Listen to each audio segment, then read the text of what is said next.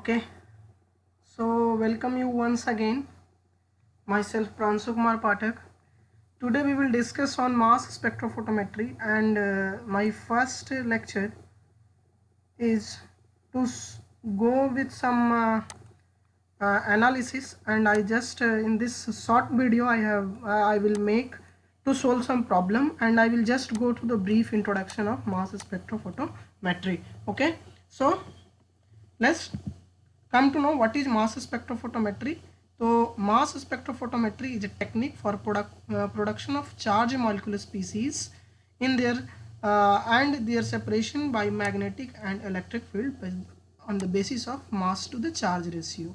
So what this technique tells about in a simple way, how can you understand mass spectrophotometry? So this technique is basically use magnetic and electric field to to know the molecular mass of a particular analytes. So it's know everything by mass by charge ratio. So it separate any molecule on the basis of their masses and charge ratio. So let's begin with the study. So charge may be +1, +2 and +3. How it comes and how it's important for calculating examples, I will explain through some slides. So wait for that. And for this mass spectrophotometer in 2002, great scientists John Fenn, Tanaka and Court found get Nobel Prize in 2002 in the field of chemistry for their advancement of both MALDI technique or MALDI I will explain later, MALDI and ESI.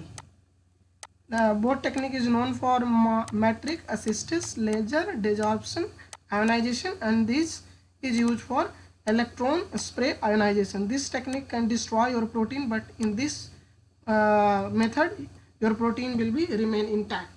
So it is a topic of discussion. I will discuss it later in the upcoming lecture.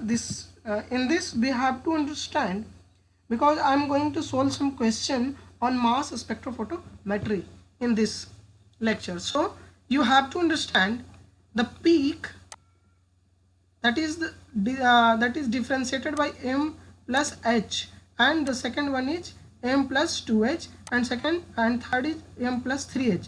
Why this is so deflection? So you know, my dear friend, as soon as you will understand, the relative abundance of molecule will decide the pattern. So for more discussion I have to come into the Hindi for your proper understanding. So let begins. ये आपका क्या है, mass by charge का ratio, ठीक है, और ये है आपका रिलेटिव अबंडेंस या इंटेंसिटी ऑफ द मॉलिक्यूल. तो जैसे जैसे आप देखेंगे, जैसे जैसे मॉलिक्यूल क्या होते हैं, जैसे जैसे उन पर हाइड्रोजन आयन का कंसंट्रेशन होता है, वो डिपेंड करता है कि उनका पीक कहाँ पे जाएगा. ठीक है, इसको समझने के लिए हम अपने लेक्चर में और आगे बढ़ते हैं. ठीक है, तो चलिए हम आपको सबसे पहले डेरिवेशन बताते हैं कि m/g रेशियो का मतलब क्या है और m/g रेशियो को हम कैसे यूटिलाइज करते हैं. ठीक है, तो आपको प्रॉपर जानने के लिए सबसे पहले एक बेसिक चीज़ आपको जानना पड़ेगा कि हमें केमिस्ट्री तो जानना ही जानना है. ठीक है, बिना केमिस्ट्री के हम कुछ नहीं कर सकते. ठीक है, इतना तो पता ही होगा आप लोगों को कि काइनेटिक एनर्जी जो होता है वो पोटेंशियल एनर्जी के बराबर होता है. ठीक है, K = PE. ठीक है, काइनेटिक एनर्जी का फॉर्मूला क्या होता है, ½ mv², और पोटेंशियल एनर्जी क्या होता है, चार्ज इनटू पोटेंशियल डिफरेंस. ठीक है, इसको दिमाग में आप बैठा लीजिए. This is equation number 1. Understand. इसमें हमने क्या किया कि काइनेटिक एनर्जी और पोटेंशियल एनर्जी दोनों को मैंने बराबर माना और एक इक्वेशन वहाँ पे रख लिया. यहाँ तक किसी को कोई दिक्कत? अब आगे बढ़ते हैं. दूसरी बात क्या होता है, जो मैग्नेटिक फील्ड जो प्रोड्यूस होता है किसी भी जगह में, वो सेंट्रीपिटल फोर्स के बराबर होता है. मैंने आपको बताया कि यहाँ पे दोनों चीज़ यूज होती है, मैग्नेटिक फील्ड और इलेक्ट्रिक फील्ड भी. तो इलेक्ट्रिक फील्ड के लिए आपको यहाँ पे देखिए ये आ गया, ½ mv² = Z into V. Z is the charge and V is the potential difference. Okay. So next is your magnetic field is equal to centripetal force. ठीक है, तो मैग्नेटिक फील्ड को हम क्या करते हैं, B × Z × V से हम लोग डिनोट करते हैं. ठीक है, और यहाँ पे आ गया half M B square by Z, centripetal force का फॉर्मूला होता है, ठीक है। अब जब इसको आप आगे बढ़ेंगे तो ए जो भी है बी जेड वी और हाफ एम बी स्क्वायर से भी क्या हो गया, कट गया, तो क्या बचेगा B Z equal to M V by R. और इस तरह से आप जब इस वेलोसिटी को निकालेंगे तो क्या होगा, छोटा ये जब आप निकालेंगे v एम बी स्क्वायर का जो v है ये क्या होगा B Z R by M, ये हो गया, ठीक है। Putting the value of v in the equation number 1। अब इस इक्वेशन को ध्यान से देखिए, इसको समझने के लिए हम पहले सारा इरेज कर देते हैं। अब देखिए जो ए v का जो आपका जो वैल्यू आया v का, वो आपको क्या करना है, क्वेश्चन नंबर जो इक्वेशन नंबर 1 है उसमें आपको क्या करना है, पुटअप करना है, पुटअप कर दीजिए, ठीक है। तो यहाँ हो गया half M B square equal to Z into B.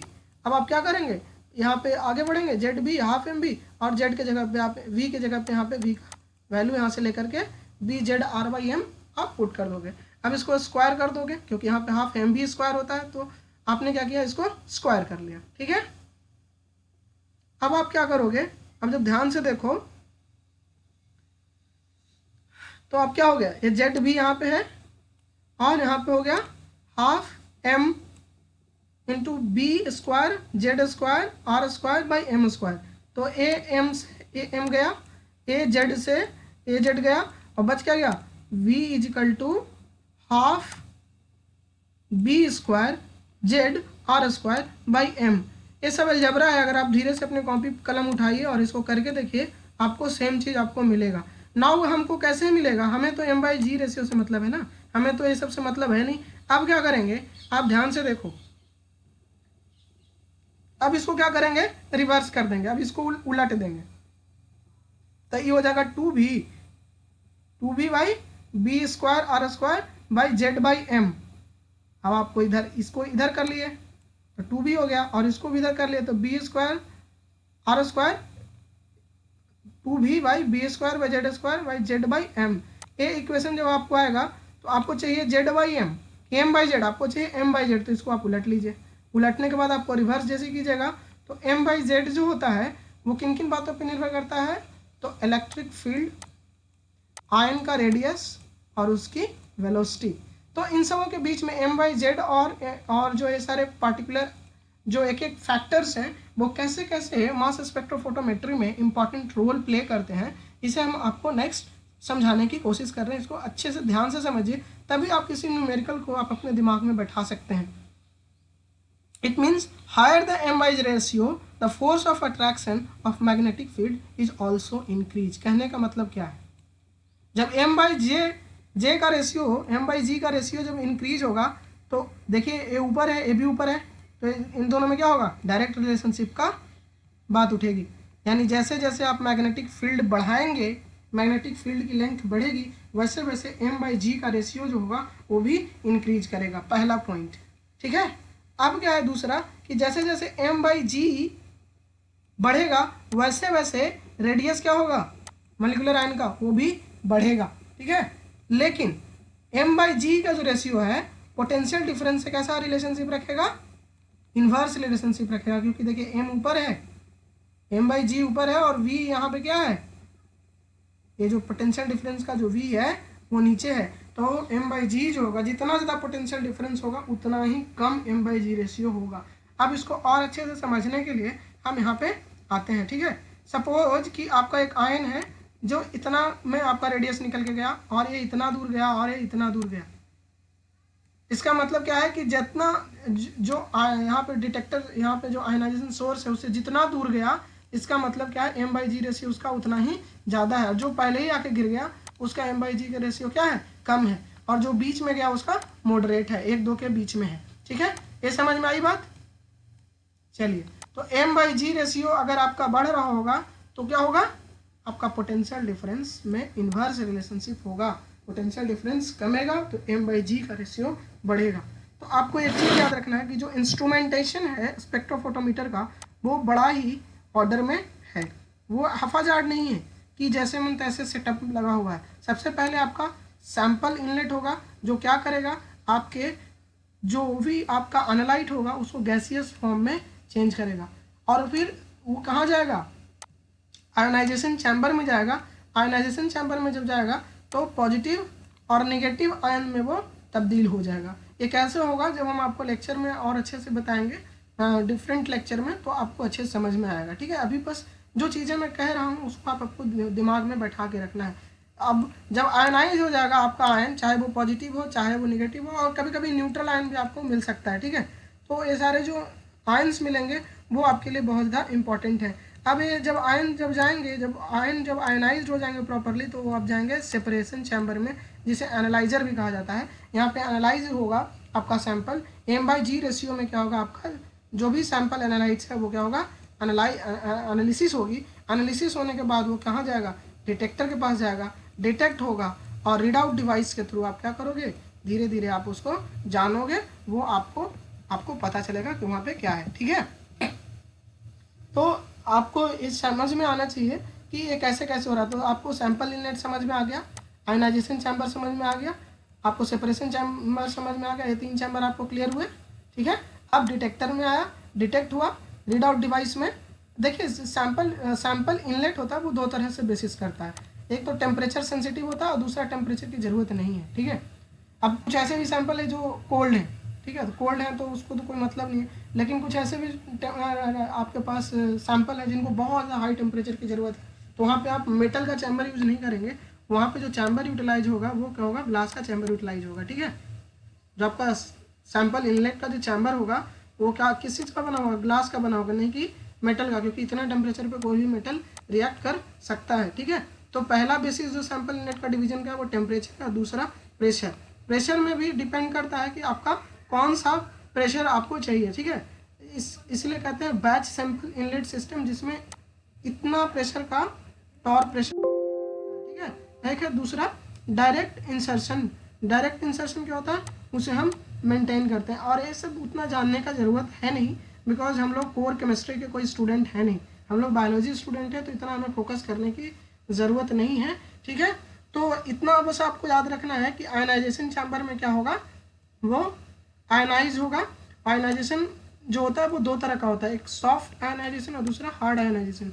Hard जब हम करते हैं उसमें ESI एक प्लेटफॉर्म है जिसमें हम हार्ड आयनाइजेशन करते हैं, और सॉफ्ट जब करते हैं तो हम प्रोटीन के लिए MALDI यूज करते हैं। ठीक है, यहाँ पे लिखा हुआ भी। ठीक है, तो सबसे पहले एक छोटा सा बात करें, जब एनालाइजिंग चैम्बर में जाएगा तो यहाँ पे क्या क्या चीज़ें आपको देखने को मिलेंगी। ठीक है, तो इसको हम थोड़ा क्लियर कर लें ताकि आपको अच्छे से दिखाई दे। ठीक है, तो आप देखो कि यहाँ पे आपका क्या है, ये आपका टनल है जिसमें आपका टंगस्टन का कैथोड लगा हुआ है, और यहाँ पे आपका एनोड लगा हुआ है।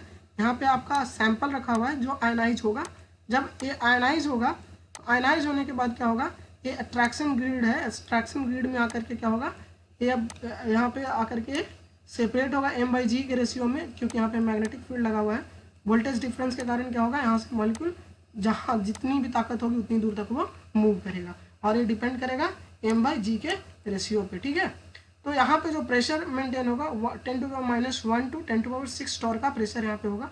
इससे ज़्यादा प्रेशर देने की ज़रूरत नहीं है जब आप जा रहे हैं हार्ड आयोनाइजेशन के लिए। ठीक है, हार्ड आयोनाइजेशन के लिए आप जा रहे हैं तो इतना प्रेशर बहुत काफ़ी है, इससे ज़्यादा प्रेशर तो आपका सिस्टम सही नहीं पा सकता है। ठीक है, तो ये क्या होगा, मॉलिक्यूलर वेट आइडेंटिफिकेशन इससे आप हो सकता है।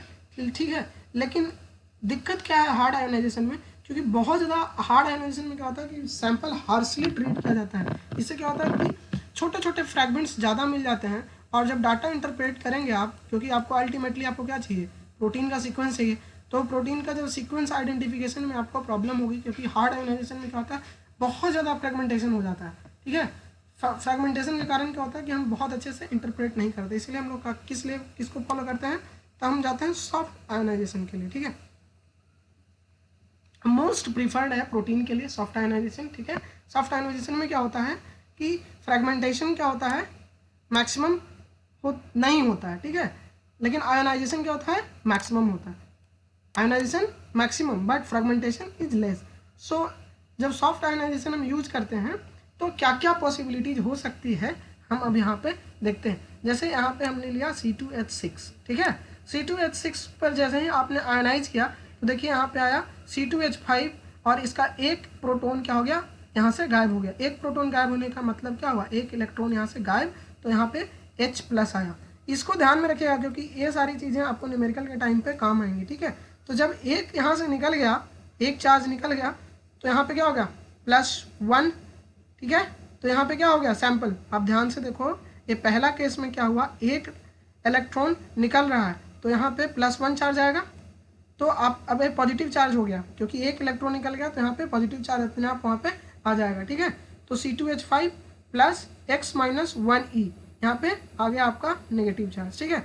अब दूसरा केस देखो, अब क्या हुआ कि फिर एक इलेक्ट्रॉन इसने दोबारा लूज कर दिया, ठीक है।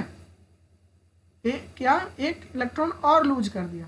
अब लूज करने के बाद कितना पहुंच गया C2H4, क्योंकि एक H5 था, यहाँ H4 हो गया, तब एक और चला गया, तो यहाँ पे अब आपको कैसा आ रहा है, अभी इस कंडीशन में आपका जो चार्ज आ रहा है वो नेगेटिव हो जा रहा है, ठीक है, नेगेटिव आयन देगा। क्यों?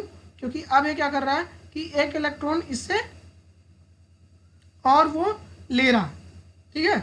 C2H5 है और एक इलेक्ट्रॉन लेने के बाद ये C2H4 हो गया, ठीक है। तो ये फिर नेगेटिव आयन दिया। और एक ऐसा भी केस हो सकता है कि कोवैलेंट बॉन्ड बन जाए और न्यूट्रल हो जाए, ठीक है। तो यहाँ पे तीसरा केस में क्या है, कोवैलेंट बॉन्ड बन गया और इस तरह से आपका हो गया। तब आप इसको जोड़ो तो क्या होगा, C2H5 प्लस आपका क्या कंडीशन होगा, यहाँ पे आपको कौन सा कंडीशन मिलेगा, यहाँ पे सारा चीज़ एडअप हो जाएगा। जब एडअप हो जाएगा तो आपको यहाँ पे मॉलिक्यूलर वेट कितना हो जाएगा, 2 कार्बन है तो 12 दूनी का 24 प्लस 5 कितना हो गया,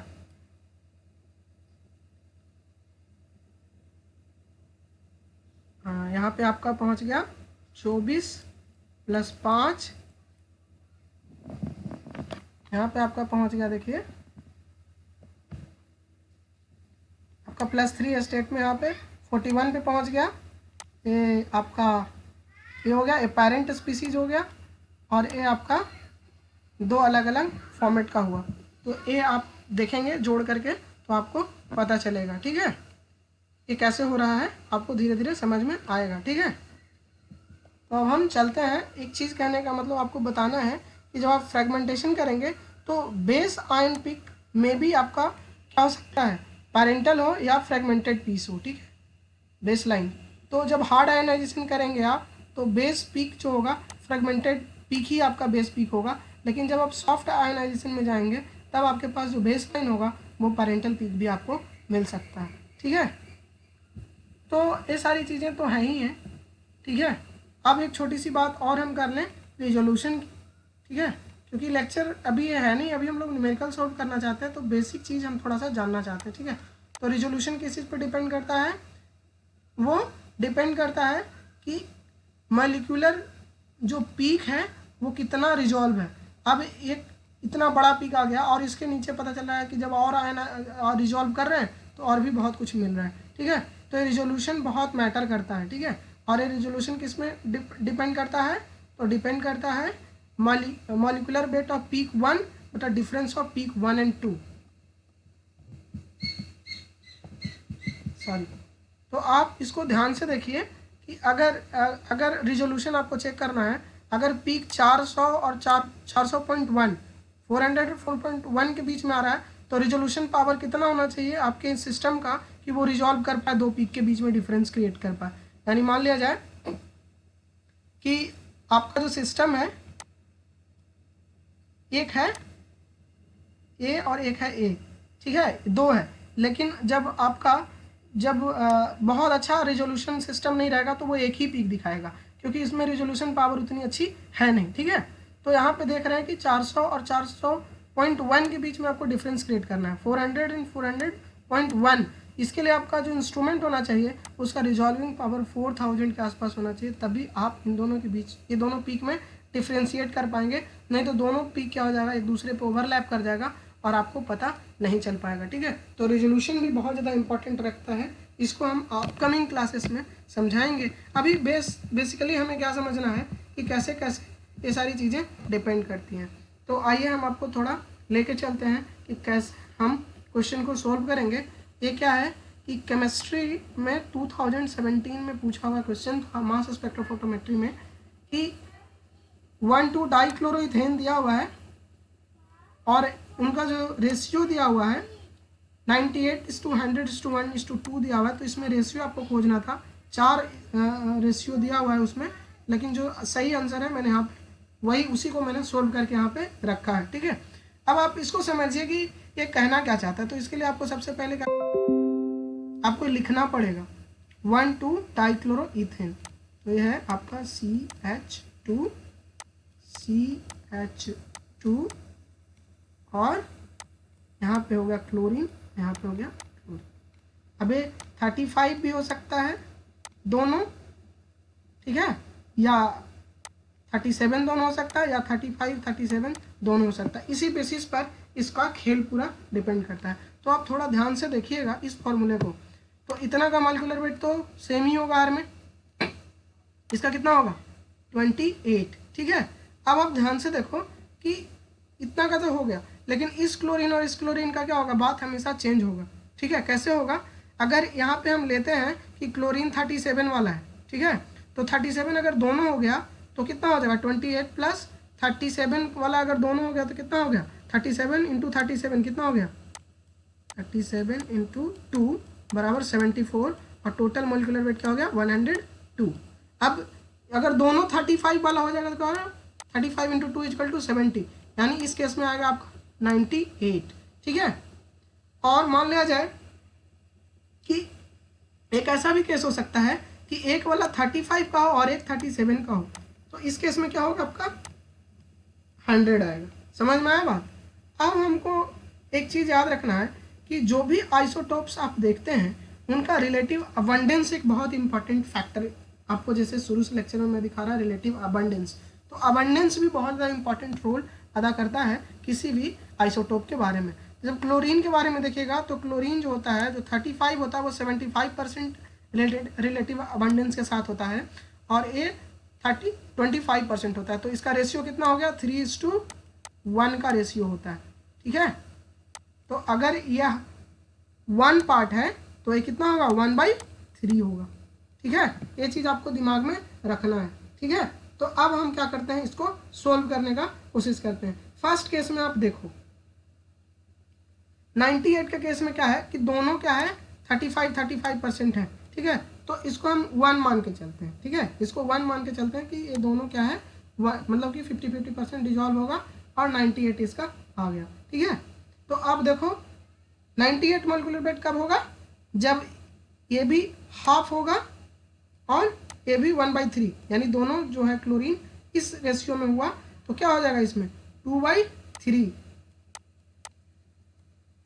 समझ में आया बात, मॉलिक्यूलर वेट 28 पे कैसे हुआ है। ठीक है, 28 पे क्या हुआ 1/3 इंटू 1/3।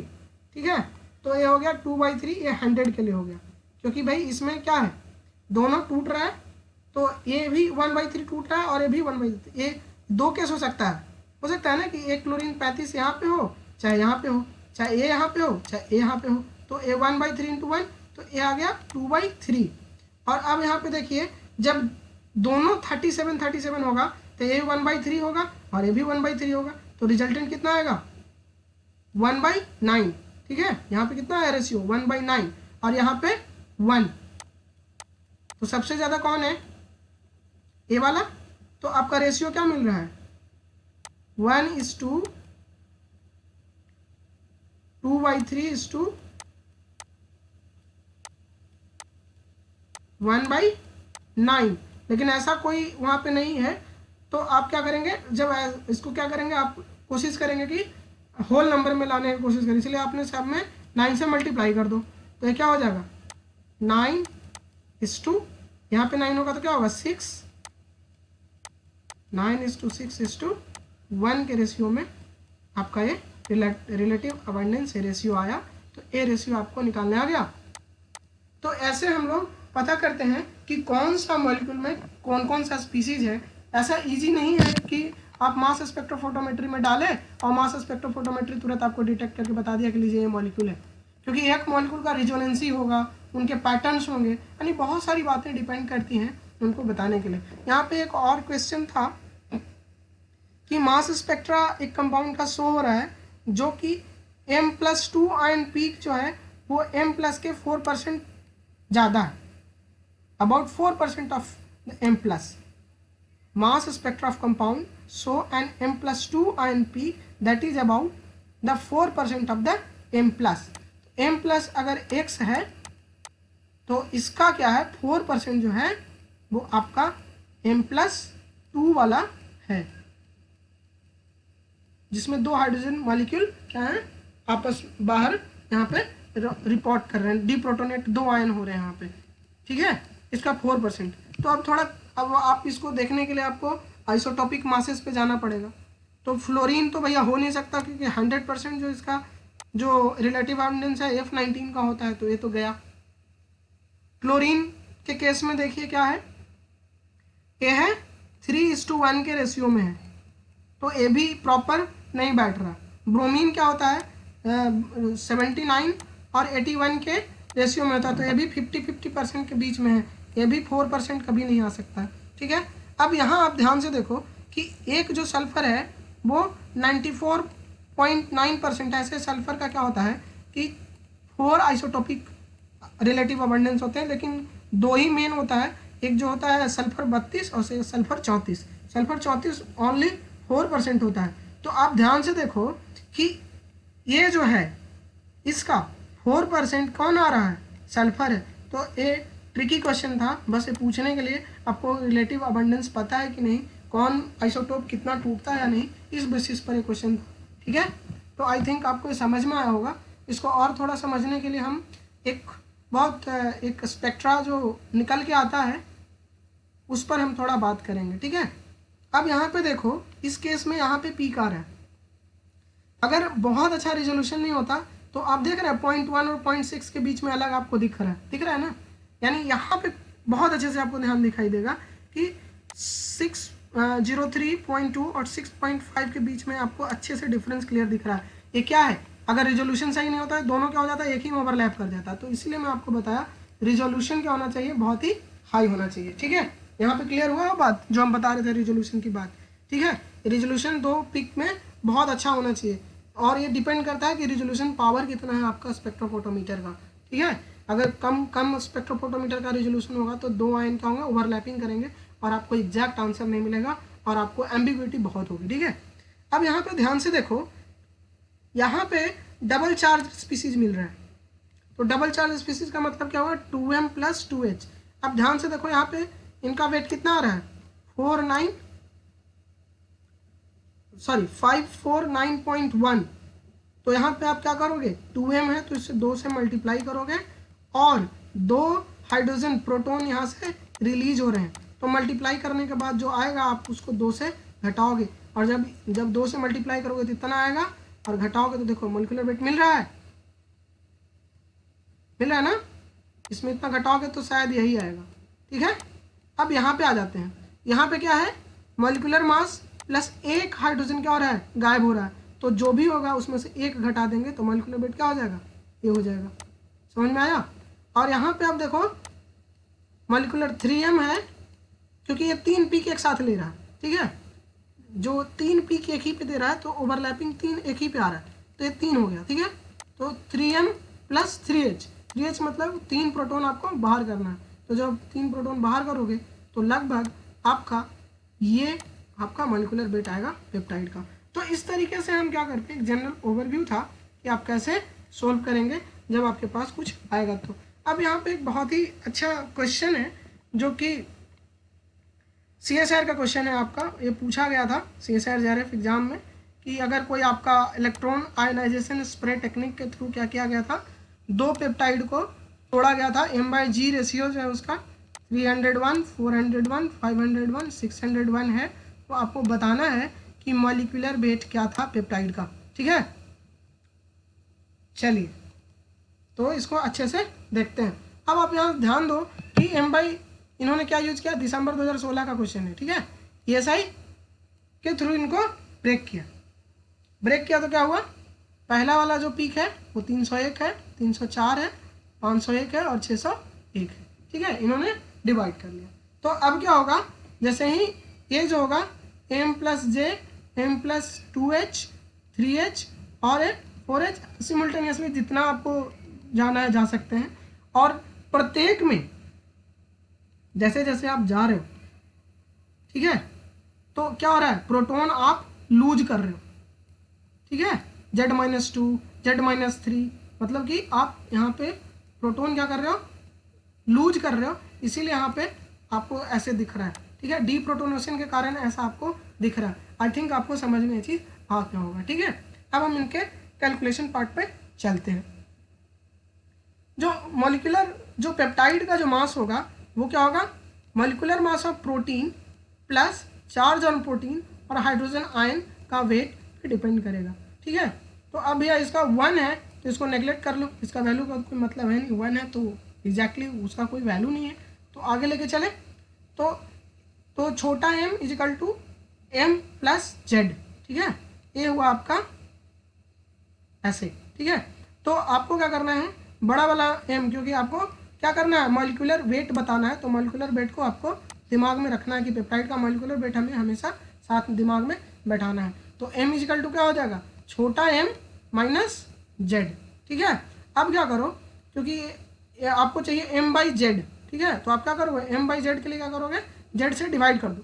तो z से जब डिवाइड करोगे तो क्या होगा, छोटा m, इसको नीचे बढ़ाओ, तो छोटा m by Z equal to m plus Z by Z. तो m by Z equal to क्या होगा, m plus Z by Z, यानी ये हो जाएगा 1। तो m by Z equal to A हो जाएगा, इसको दिमाग में आप फिट कर लो, ठीक है। तो m जो मॉलिक्यूलर वेट पेप्टाइड का होगा वो क्या होगा, z into M by Z plus 1। ये इतना आपको क्लियर हुआ। आई थिंक ये फॉर्मूला आपको दिमाग में रखना है, क्योंकि ये फॉर्मूला आपको बहुत काम आएगा सॉल्यूशन के टाइम पे, ठीक है, क्योंकि यही पे वैल्यू पुट करना है। अब हम क्या करते हैं कि कैलकुलेशन के तरफ चलते हैं, ठीक है। आपका एक ही पेप्टाइड, दो पेप्टाइड जो है, जिसमें एक पेप्टाइड क्या होता है, 2 पीक आपको यहाँ पे दे रहा है, ठीक है, ये दोनों सिमिलर पेप्टाइड है और ये दोनों सिमिलर पेप्टाइड है, ठीक है। लेकिन जब डिफरेंस जब बहुत ज़्यादा क्रिएट होता है तो दोनों को एडअप कर लेते हैं, और जब डिफरेंस बहुत कम होता है तो दोनों का एवरेज ले लेते हैं। ये दिमाग में रखिएगा, तब आपको यहाँ पे आंसर समझ में आएगा। आंसर का क्लू यही है कि एवरेज हम तब लेते हैं जब दो पेप्टाइड आपस में बिल्कुल सिमिलर वेट पैटर्न पे देते हैं, नहीं तो उनको हम एडअप कर लेते हैं वैल्यू, और जो इसका नियरली वैल्यू आता है वही उसका आंसर होगा, ठीक है। तो अब यहाँ पे देखो m1 क्या है, m1 जो होगा 300, इसका m बाई जी रेशियो दिया है 301, तो m बाई 301 इंटू Z1 कर लेंगे, ठीक है। तो m2 इस तरह से क्या होगा 401 इंटू Z2। लेकिन जब दोनों को बराबर करने का कोशिश करेंगे तो क्या होगा, इसके और इसमें क्या अंतर है, एक हाइड्रोजन आयन का डिफरेंस है, यानी एक इलेक्ट्रॉन का डिफरेंस है। अगर वह इलेक्ट्रॉन यहाँ पे हम अडॉप्ट कर लें तो हम पहले वाले इक्वेशन को बराबर कर सकते हैं, ठीक है। तो ये क्या किया, इसको ऐसे करके +1 कर लिया इसमें, तो ये पहले वाले इक्वेशन का क्या हो गया, बराबर हो गया। समझ में आ रहा है क्यों बराबर हो रहा है, क्योंकि एक इलेक्ट्रॉन यहाँ से लूज हुआ था, तो अगर यहाँ पे उनको पहुँचना है, इस पीक पे पहुँचना है, तो उनको एक इलेक्ट्रॉन वहाँ पे मैंने 1 प्लस चार्ज उनको ऐड करना पड़ेगा इक्वेशन नंबर 2 पे, ठीक है। तो 2 पे अगर ऐड कर देंगे तो ये इसके बराबर हो जाएगा। तो 401 Z2 + 1 इजकल टू ये हो जाएगा, ठीक है। तो अब Z2 को Z1 में कन्वर्ट करेंगे तो Z - 1 + 1 इजकल टू 301। जब इसको सोल्व करेंगे तो आपका कितना आ गया, जो आपका जो चार्ज है वो आ गया 4। समझ में आया बात। तो आपका Z आ गया 4, तो Z - 1 जो सेकंड वाला पॉइंट है ये क्या है, Z - 1, तो Z - 1 कितना आ गया 3, और Z - 2 कितना आएगा 2, और Z - 3 कितना आएगा 1। अब इस सब वैल्यू ये सब में आप पुट करो। तो पहला बार जब पुट करोगे M1 के लिए तो क्या आएगा आपका, M1 और M2 इससे आप 4 से मल्टीप्लाई करोगे तो ये 1200 आया, और इससे 3 से मल्टीप्लाई करोगे तो इसका 1200 आएगा, ठीक है। तो दोनों का जब एवरेज लोगे तो आपका 1200 आएगा। तो 1200 किस किस में आ रहा है भाई, पहले वाले में और दूसरे वाले में, ठीक है। अब तीसरा चौथा तो ऐसे ही गलत हो गया, इल्यूमिनेट कर रहा है आपको। अब सेकंड आंसर देखना है, ठीक है। अब ये दोनों में से आपको पिक करना है कि कौन मेरा सही आंसर होगा। तो अब नेक्स्ट पेप्टाइड पे चलते हैं। तो नेक्स्ट पेप्टाइड में आप देखेंगे क्या कि मैंने क्या बोला था, डिफरेंस ज़्यादा हो तो हम उनको एडअप कर लेते हैं। तो आप यहाँ पे 2 × 501 - 1, तो ये 1000 आया, ये 600 आया। जब दोनों को एडअप करोगे तो आपको अप्रॉक्स आएगा 106 1600, तो 1600 यहाँ पे तो है नहीं, तो भैया एग्जैक्ट आंसर तो यही आ रहा है ना, तो आपका आंसर नंबर 2 क्या हुआ, एग्जैक्ट आंसर हुआ। आई थिंक आपको समझ में आया होगा, ठीक है। और मैं चाहता हूँ कि आपको थोड़ा सा एक, तो आपको इसीलिए थोड़ा सा हम यहाँ पे एक animation. Welcome to subtopic 2.2, the mass spectrometer. The mass spectrometer is a vital instrument in many kinds of chemical analysis. But how does it work, and how do we interpret the data that we get from it? A mass spectrometer works in 5 stages. First, the sample is vaporized. Then, it is ionized. Third, it is accelerated. Fourth, it is deflected. And fifth, it is detected. The deflection stage is the heart of the mass spectrometer. When we accelerate an ion, it would like to keep moving in a straight line. This tendency of the particle to move in a straight line, its momentum, is proportional to its mass. However, in a mass spectrometer, we use electromagnets to try to deflect the ion. मैंने पहले ही बताया था कि हम लोग दोनों use करते हैं, इलेक्ट्रिसिटी भी और मैग्नेटिक फील्ड भी, ताकि वो क्या हो, डायरेक्ट पास ना हो, रिवर्बरेशन बढ़ जाए, और डिफ्लेक्शन होने के बाद वो और भी ज़्यादा मल्टीप्लाई हो। Ions off their path. The amount of force that the ion feels from the electromagnet is proportional to its charge. The path that the ये सब हम आपको डिस्कस कर चुके हैं अपने रिटर्न पेज पे। ion actually takes is a result of its mass-charge ratio. A different particle with a different mass-charge ratio will take a different path. And this is what we are actually detecting, different mass-charge ratios. So let's analyze a sample. If we vaporize it and ionize it, accelerate it, तो vaporisation, ionisation, acceleration, deflect it, deflection, and then detect it, deflection के बाद वो क्या we होगा, can record detect its होगा। mass-charge ratio. और If इस पे होगा m/, we repeat ratio this पे होगा। with more of the same sample, we will record different size fragments. Eventually, we'll know the proportions of all the different size pieces in our original sample. So how do we interpret mass spectrometer data? Let's consider rubidium for an example. Here's some mass spectrometer data from a natural sample of rubidium. It tells us that 70% of this sample of rubidium was the rubidium-85 isotope, while the rest was the rubidium-87 isotope. If we multiply the percentages times their mass and add that up, then average that over 100 atoms, we'll find the average atomic mass of rubidium. Let's try the reverse. Let's calculate the relative abundances of boron-10 and boron-11 isotopes. First, let's imagine we had 100 of these boron atoms. Let's call the number of boron-10 atoms x. Then, the number of boron-11 atoms has to be 100 minus x. We can put this together to calculate the average atomic mass, which we already know for boron if we look at the periodic table. Do a little algebra, and it tells us that x is equal to 19, which is the percentage of boron-10, and therefore boron-11 has an abundance of 81%. That's it. Thank you for watching. So, इस तरीके से हमें लगता है कि आपको समझ में आया होगा कि हमें क्या कहना था और क्या नहीं कहना था, ठीक है। तो Have you ever noticed how some thank you so much for watching my lecture, and thank you. We will meet in the next lecture.